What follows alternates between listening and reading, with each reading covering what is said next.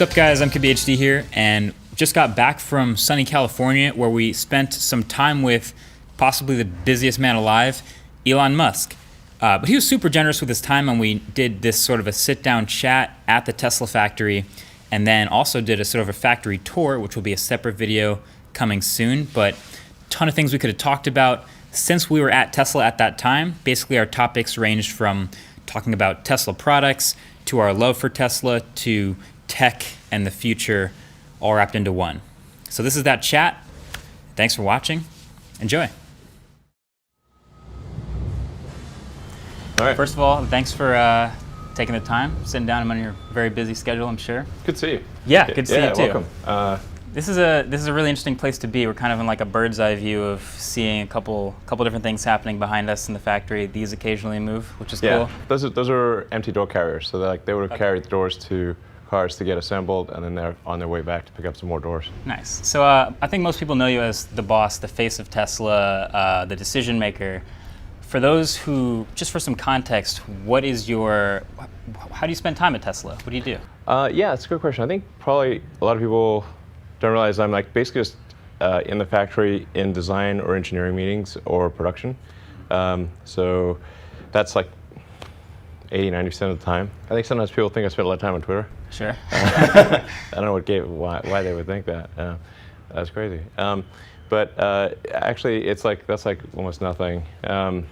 Most of my time is spent, well, at least in the last several months, especially going around the factory, and then working on, say, the paint shop, the body shop where we weld up the body, the final assembly where we put all the parts together, and then if I'm not here, I'm at the Gigafactory in Nevada. Okay, so P100D owner, undefeated in stoplight races for a while now. Rich over here in audio. Hey. Model 3 pre-order, okay. Waiting for his, and Brandon behind the camera also waiting for Model 3. Okay. What version are you waiting for? Long range. Long range. Long range, and what color? Oh, okay. That is a good combo. I got blue rear wheel drive. Nice. Okay. Silver. Cool. So my question is, how, aside from making great products, how do you get people excited about Tesla? There's a lot of people I know and that I talk to who are just intrigued and interested and excited about Tesla as a company. The thing I really focus on at Tesla is like we really put all of our money into and attention into trying to make the product as compelling as possible. So, because I think that really the way to sell any product is through word of mouth. So if somebody gets the car, they really like it, and actually the key is like to have a product that people will love. Yeah. And generally people, if they're at a party or talking to friends or whatever, you'll talk about the things that you love. But if you just like something, it's okay. You're not going to care that much. But if you get love the reactions from the highs and the lows, yeah, so you got to make sure people really love it.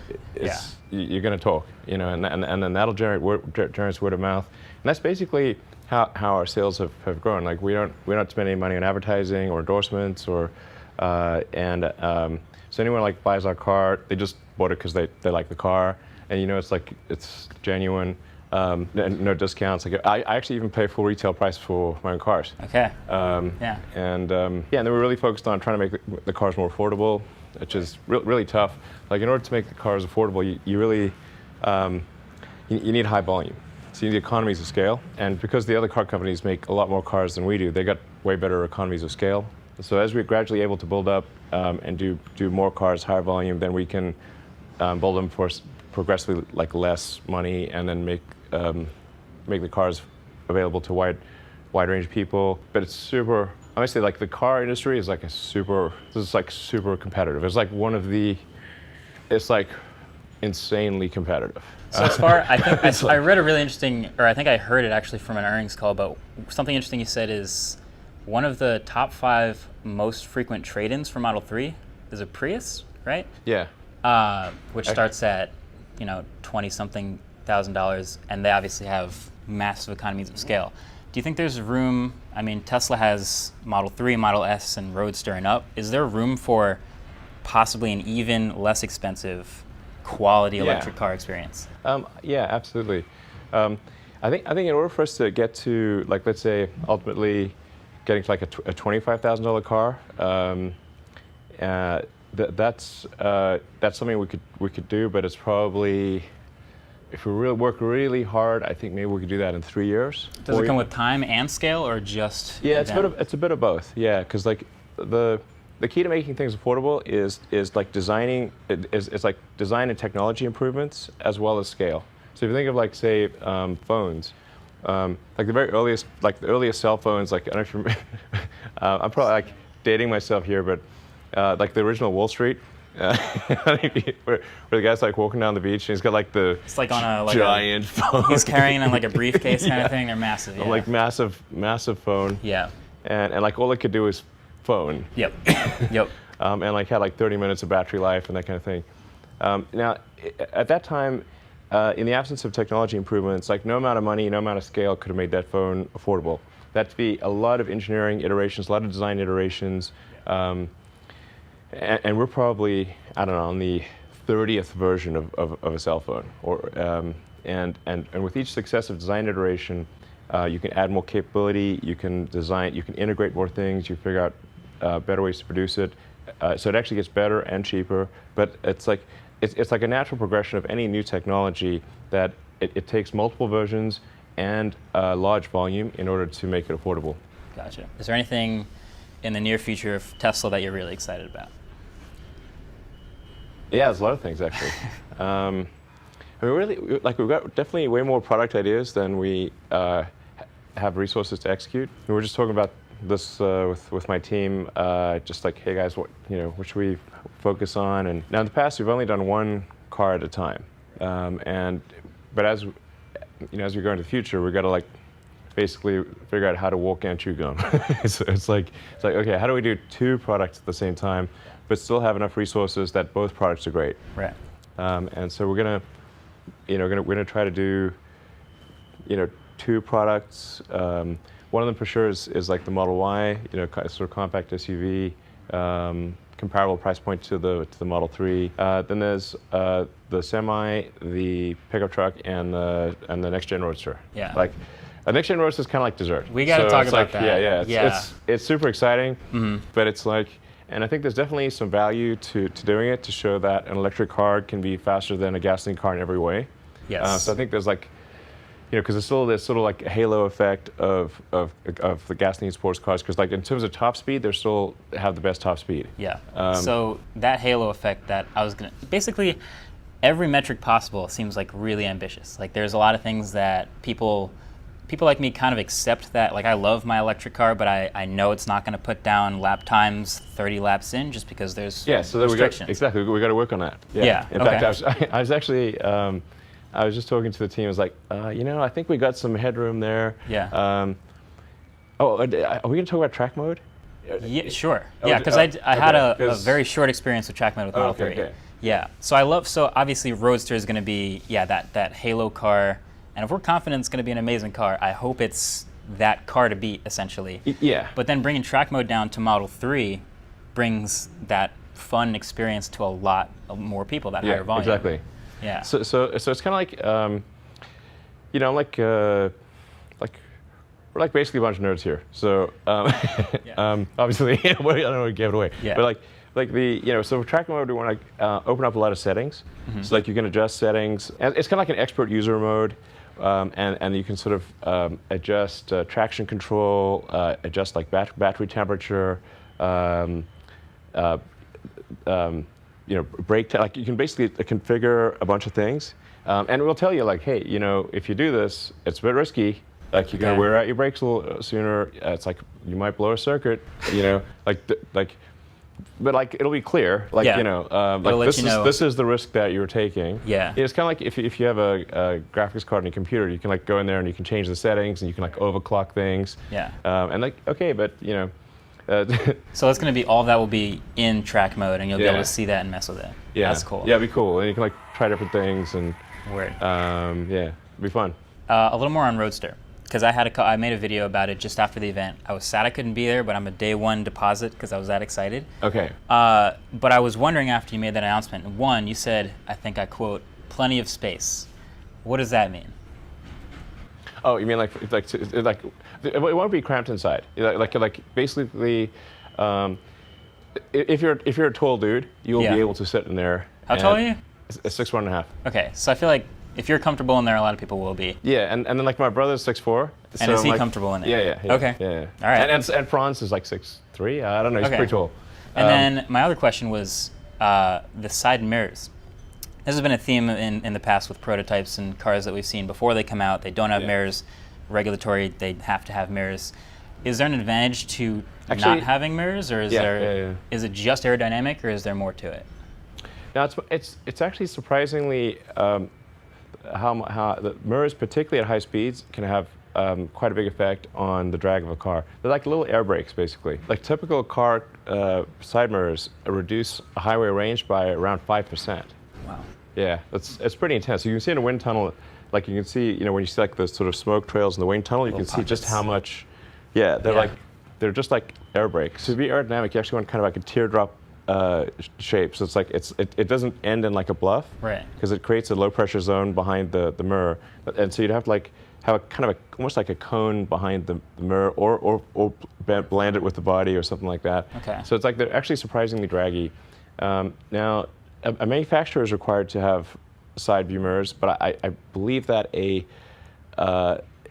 the owner is not. Like I think you're like. Okay. You can modify things, like at least in the U.S. you can, if you, the owner can modify things. The rule is about manufacturing, not driving. Very much about manufacturers are very tightly constrained. Okay. And it's actually one of the things that makes it very hard to make a car that looks good and has a good performance and aerodynamics and everything, because there's like you got all these constraints and there's so many rules you need to follow. So it's very challenging to make a car look good. My other question about Roadster, the specs are insane. They're ludicrous, some might say. Yeah. So the Plaid, even. The only thing beyond ludicrous is Plaid. So 0 to 60 in 1.9 seconds, but more importantly, I was interested in is the 200 kilowatt hour battery and the 600 plus mile range.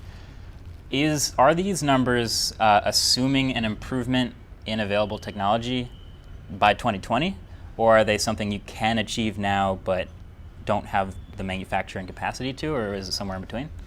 Yeah, so think of it like basically it's like two Model S P100 packs. Yeah. But you're really just doubling the internals, the cells inside. So there's like a lot of stuff that's related to the pack and the packaging and the safety and all that sort of stuff that is not related to the cells. So you can double the number of modules inside, and it would still be like maybe an 80% increase in the volume of the packs. Like the floor would get 4 or 5 inches higher if it was current technology. So, but we think we'll probably get another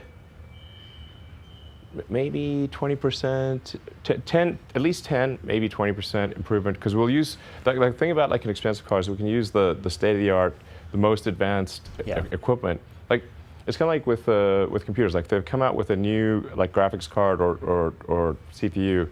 It's like initially it's expensive, and so, but then over time that price drops down. And people like wonder, is it like, do you have like automation? Do you have people? It's like we have both. It's just like a cyborg, but like integrated cyborg thing. Yeah. Actually, like one of the biggest constraints for us is like being able to hire enough people. That's what I was going to ask. So like, and there's parking, a lot parking, of man, parking. there's a lot of parking here. Yeah. If you have a lot of robots and a lot of people in the factory, what do people do that robots can't do? And obviously, there's a lot that robots can do as far as lifting and moving things. But as far as precision, maybe there's things they can do that humans can't do. Do you have a ratio off the top of your head, maybe, as far as people versus machines? It varies massively depending upon what part of the production process. Right. So some parts of it are like 80 to 90% automated, and then some parts of it are like only 10 to 20% automated. What are those parts that humans do better than? Humans are really good at adaptation and rapid evolution, and like doing like little like finicky things like that. like for general assembly, like one of the mistakes we made that was like pretty big mistake was trying to automate general assembly, which is where you put the parts together. You know, so like some of the things, it's like trying to connect a hose that's like sort of dangling around. I see. And then you got like the robot's like got to find the hose, grab it, like then connect it to another hose. At that point, it's like really hard. Yeah. Like a person can just go, oh, done. Gotcha. Yeah. That makes a lot of sense. Yeah. And Okay. it's like when you see it, it's like, wow, it's super obvious. Word. And then we try to have robots do this, and it's like robots like grabbing the wrong thing and like trying to stick it over here, and then like, oh, the hose was here when the robot thought it was here, and so now it like tries to grab air and then like smashes into the car. It's like You don't want that. it was a comedy of errors, tragedy of errors. Like person, you can say like this thing needs to connect to that thing, and then however they arrive, the person can figure it out. The robot would be. The robot would be like, ah. Yeah, gotcha. And then as far as Tesla's overall master plan is what it was originally called. So you start with the low volume, high price Roadster, then you move on Model S, higher volume, lower price, to Model 3. As far as I know, that's where the master plan ended. Yeah, that was like part one. Yeah, Part one. We had Model X in there, which that was definitely an exercise in hubris. Now the X is an amazing car, and it's like, but it's like we kind of got carried away with the art. I hear it's very difficult to make. Yeah, we got carried away with the art and technology. It's like obviously you want great art, you want great technology, but we did get a little distracted from our mission, which is to like advance the cause of electric vehicles, and it probably delayed us a little bit with the Model 3 as well. So I guess my last question in here would be, just as far as the Tesla master plan, part one coming to an end, is it now just a matter of steering the ship towards new opportunities? You see, there's not a lot of companies making a $35,000 electric car and a $250,000 supercar and a semi-truck and doing them all really well. Right. Do you guys see yourself just keeping a tight ship and picking your choices here and there?